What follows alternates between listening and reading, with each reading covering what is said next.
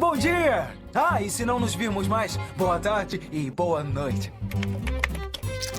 Você sabia que o Show de Truman tem uma sequência? Só que tem um detalhe, essa sequência foi lançada 2 anos antes. Como assim? Calma, tudo isso faz parte de uma teoria de fãs muito bem embasada, que diz que o protagonista de um outro filme, também protagonizado pelo Jim Carrey, lá em 96, é na verdade o Truman Burbank, de O Show de Truman, depois de ele ter se libertado do domo. O filme em questão se chama O Pentelho, ou The Cable Guy, na versão original, que conta a história de um instalador de TV a cabo que traz consigo semelhanças, coincidências e até mesmo algumas sequelas que o Truman teria carregado após o final do seu filme. Basicamente, a teoria reforça a ideia de que esses 2 filmes fazem parte do mesmo universo e que o que deveria ter sido o final feliz do Truman, na verdade foi o começo de um pesadelo na vida desse cara que nunca soube o que era. Mas pra gente entender como que um cara bonzinho como o Truman viraria aquele pentelho carente e maluco, a gente precisa olhar primeiro pro que aconteceu lá em Sea Heaven. Pra quem não lembra, o Truman Burbank é um cara que literalmente nasceu e cresceu dentro de um estúdio de TV gigante. Ele era a estrela de um reality show que passava 24 horas por dia, assistido pelo planeta inteiro, mas ele era o único que não sabia disso. Tudo ao redor dele era falso, os vizinhos, o trabalho e até a esposa eram atores seguindo um roteiro. O diretor do programa, um cara chamado Christoph, controlava até o clima e o sol para manter o Truman preso dentro daquela bolha. Ele chegou ao ponto de forjar a morte do pai do Truman num náufrago só para traumatizar o coitado e fazer ele ter pânico de água, garantindo que ele nunca tentasse fugir da ilha. Só que o Truman não era um robô. Ele começou a notar as falhas no cenário, tipo um refletor caindo do céu do nada, ou um rádio sincronizando uma conversa da produção. Mas o estopim aqui foi a tentativa de intervenção de uma figurante, a Sylvia, que tentou contar a verdade para ele antes de ser arrancada do set. A partir daí o cara virou um detetive da própria vida para entender o que diabos estava acontecendo com ele. Ele começou a perceber mais coisas estranhas, como fundos falsos no cenário, pessoas dando voltas repetindo os mesmos movimentos ao redor dele, e até durante uma discussão com sua esposa, ele percebeu ela falando de um jeito esquisito, como se estivesse fazendo uma propaganda de um produto. Tudo isso foi fazendo com que ele perdesse a sua sanidade aos poucos. Mas mesmo diante de uma crise, ele conseguiu bolar um plano, onde ele chegou a enfrentar o medo de um mar aberto, encarar uma tempestade artificial que quase matou ele e finalmente bater com um barco na parede do estúdio. No fim, ele acha a porta da saída, o Christoph tenta convencer ele de que o mundo real é perverso e que na TV ele tá seguro, mas o Truman apenas diz o seu bordão clássico, faz uma referência pro público e vai embora. O mundo inteiro comemora com ele, a Sylvia corre para encontrá-lo e pronto, fim de papo, né? Só que não. O problema é que ninguém parou para pensar no que acontece assim que a transmissão acaba, porque enquanto o Truman atravessava aquela porta rumo ao desconhecido, o público aqui de fora simplesmente mudou de canal procurando outra coisa para assistir. E é exatamente aqui que a gente entra na trama de O Pentelho. Nessa história nós conhecemos o Chip Douglas, que é o instalador de TV a cabo totalmente sem noção que surge na vida do Steven, um arquiteto que só queria os canais premium de graça para superar um término. O Chip parece só um cara solitário e carente no começo, mas as coisas tomam um rumo esquisito muito rápido. Ele começa a perseguir o Steven, invade a rotina dele e tenta forçar uma amizade como se a vida fosse um grande episódio de série, com direito a karaokê e até um jantar medieval. O ponto é que o Chip é um homem que parece não ter um passado. A gente descobre que ele sequer tem um nome de verdade, ele usa pseudônimos de programas de TV antigos, como o próprio Chip Douglas ou Larry Tate. Em um momento bem revelador do filme, ele leva o Steven até uma antena parabólica gigante e conta que foi criado pela televisão, porque a mãe dele nunca esteve por perto. Ele literalmente chama a TV de sua única babá, revelando o quanto ele realmente é alguém que nunca aprendeu a como interagir com pessoas de verdade. Mas tudo acabou mudando desde que ele conheceu o Steven, ainda que de um jeito ruim, porque essa nova relação se tornou uma obsessão a um nível doentio, ao ponto de fazer o seu novo amigo se irritar o suficiente com ele e dizer que não quer mais ver ele por perto. E é claro que o Chip não levou isso numa boa. Ele fez o Steven ser preso, acaba manipulando a namorada do cara e vira a vida dele de cabeça para baixo. tudo para ser o protagonista da vida de alguém de novo. E quando ele vê que as coisas não estão saindo como planejado, ele decide tomar uma ação drástica e totalmente improvisada, levando a namorada do Steven para a antena parabólica gigante. O Steven aparece para tentar amenizar toda a situação, mas no fim o Chip se joga da antena para tentar derrubar o sinal da TV de todo mundo, dizendo que precisa matar a babá. Ele sobrevive, mas o filme acaba com ele olhando para um paramédico no helicóptero, perguntando se eles podem ser amigos. Quando o paramédico confirma que sim, ele dispara aquele olhar maligno para a câmera indicando que ele encontrou a sua próxima vítima. Ou seja, o Chip é alguém que precisa desesperadamente de uma audiência, porque ele não sabe existir de outra forma. E esse é o fundamento principal que sustenta toda a nossa teoria. Porque,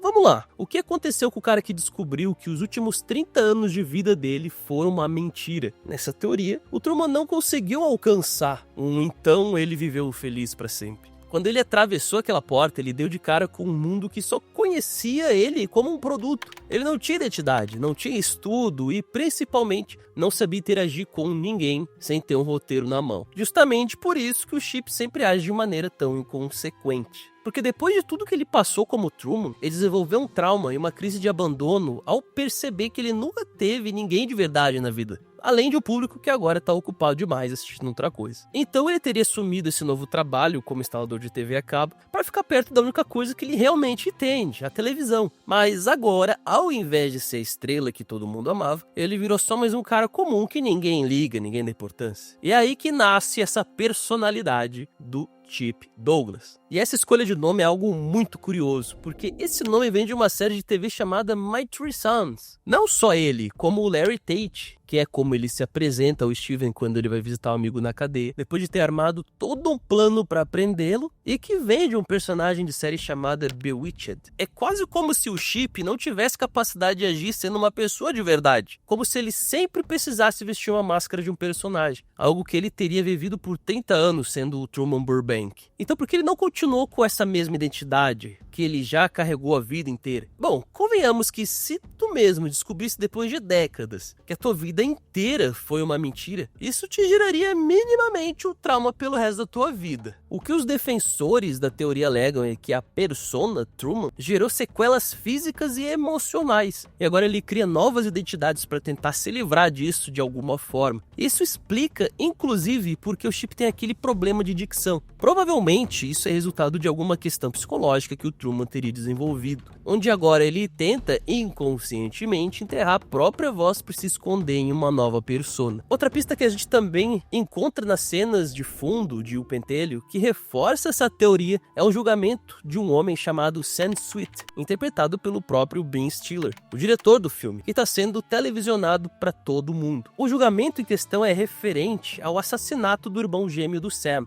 e isso seria uma metáfora para a luta interna dele. O Chip Douglas é a versão que precisou matar o Truman Burbank dentro de si para conseguir sobreviver aqui fora. Aliás, pessoal, eu não sei se vocês sabem, mas também existe uma outra teoria entre o Show de Truman e o Pentelho que diz que ambos os protagonistas não são a mesma pessoa, mas sim irmãos gêmeos de fato. Se vocês quiserem que eu traga essa teoria, deixa nos comentários que eu faça um vídeo só sobre isso. Mas, voltando para nossa teoria atual. Quando o Chip conhece o Steven, ele vê um cara que, assim como ele, tá meio perdido na vida e decide que precisa transformar a vida do Steven em um novo Show de Truman. Só que dessa vez, sendo ele quem agora está no controle da direção. E isso faz um certo sentido quando nós prestamos atenção nas situações que ele cria pro amigo dele, sob o pretexto de deixar ele mais animado. Uma noite de karaokê bem excêntrica com seus clientes, usando equipamentos de última geração da época, a prostituta que ele contrata pro Steven, um jantar medieval com direito a uma batalha épica até a morte. Tudo parece um set de filmagem improvisado, como se ele tentasse recriar uma espécie de Sin Heaven, só que pro Steven, forçando uma amizade que só existia na cabeça dele. Até mesmo depois que eles brigam, o Chip aparece na casa dos pais da Robbie e faz a maior cena com um jogo de adivinhação pornográfico.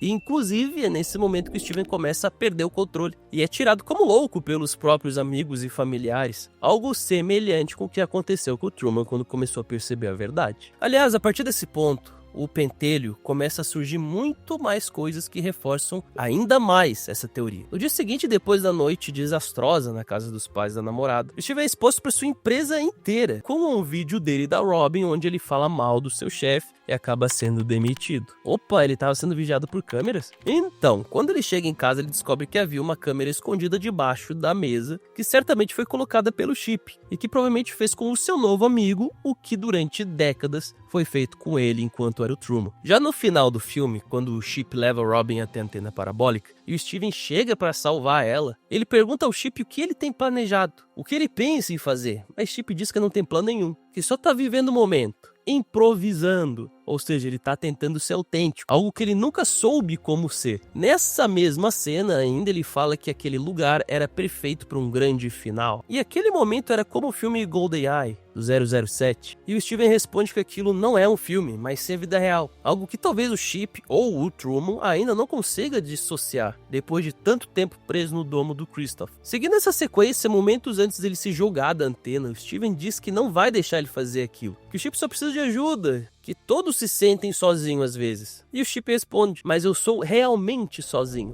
But I get really lonely.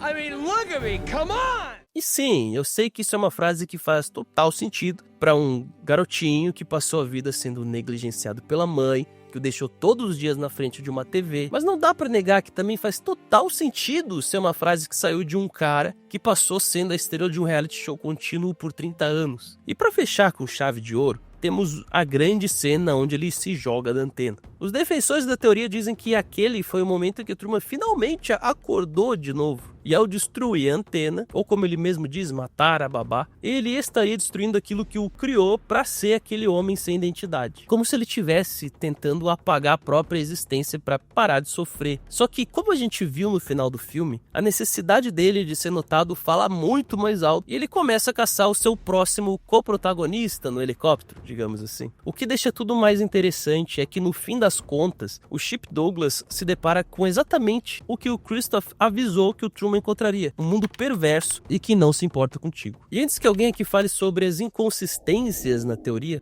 lembre-se que ela é justamente isso, uma teoria, e feito por fãs. Nada disso é canônico ou foi confirmado oficialmente pelos diretores, mas que existe um embasamento, existe sim. E aliás, até essas inconsistências têm brechas que os próprios filmes permitem uma interpretação diferente. Mas o ponto principal é que, canônico ou não, se a gente analisar dessa ótica, o Truman saiu daquela cúpula esperando encontrar a verdade, mas acabou encontrando a antena do Chip, um lugar onde a realidade e a ficção se misturam tanto que não dá mais pra saber onde termina o homem e aonde termina o personagem. E é bizarro pensar que o final feliz de um filme de 98 pode ser, na verdade, a origem de um vilão de 96. Mas no universo do Jim Carrey, onde tudo é um pouco elástico e exagerado, essa transição de bom vizinho para um técnico de TV maluco é um pulo. O Truman fugiu da TV para ser livre, mas o Chip se tornou escravo dela para não ter que encarar a solidão de ser uma pessoa real. Cara, seria tão da hora se essa teoria fosse oficializada algum dia. Mas e tu, o que tu achou dessa teoria? Faz sentido, não faz? Achou viajada? Já vai escrevendo aí nos comentários. E ó, não esquece de avisar se tu quer o vídeo sobre a teoria dos irmãos gêmeos, hein? Porque o Sansweet tem um irmão idêntico na TV. Quem garante que o Truman também não tinha um por aí? Vou ficando por aqui. Obrigado pela companhia e a gente se vê no próximo vídeo. Grande abraço. Até mais.